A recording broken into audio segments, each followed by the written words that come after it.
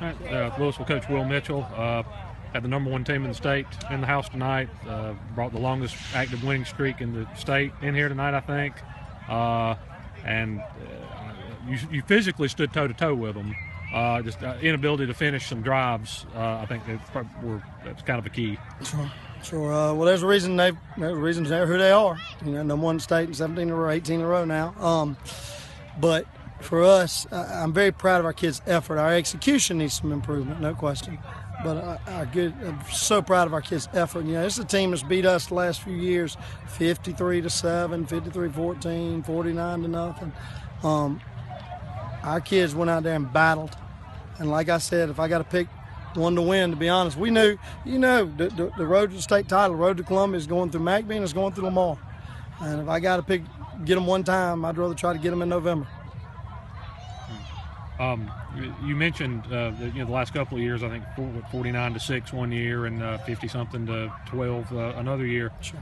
What's the difference between? I mean, Lamar's just as good as they were. What's the difference between your team the last 2 years and this year? Just maturation. We're 27 juniors and seniors, and quite frankly, it's just one of those funny years. We've ended up with the same crowd's been playing for the last 2 years. You know, these are the same guys that took their lumps against Chester and Lancaster and people like that, and we'd get all beat up by the time we got here.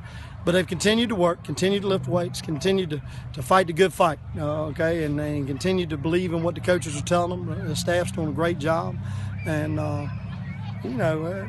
as I said, I told them just a minute ago, I said, it ain't over. This year ain't over. We around here, I believe it's been 12 or 13 years since they've won a playoff game.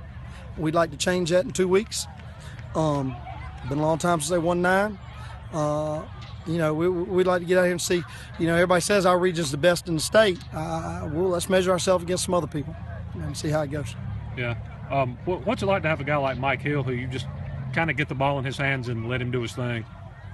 Even against a defense as good and as fast as Lamar's is. Well, Mike's a great player and done a great job for us this year. Done a great job working, building himself up physically. In past years, by this time, he's gotten banged up, but his work in the weight room shown. But it ain't a one-man team. There's guys out there blocking for him. We had more guys playing both ways today. I had some guys grinding it out, fighting both sides of the ball. One of the reasons Mike is in single situations or even just in normal years, he might be triple team, but they can't do it. I got other guys making plays other sides of the field. Trey Keel's mobility's improved ridiculously last few years, and he does a good job getting the ball to Mike sometimes too. But it's good to have a clutch guy, but I think we got more than one. And you came out in your single wing package and leaned on it pretty heavy. Was that just to show them two different looks and make them prepare for two different things, or did you seen something that thought you could have some success? They're very athletic, very fast. And spread with one back run game ain't the best thing to do to them. But also we wanted, this is still Lewisville High School. This place was built on running the ball and being hard-nosed and physical, and we really preached all week long that we were going to be physical.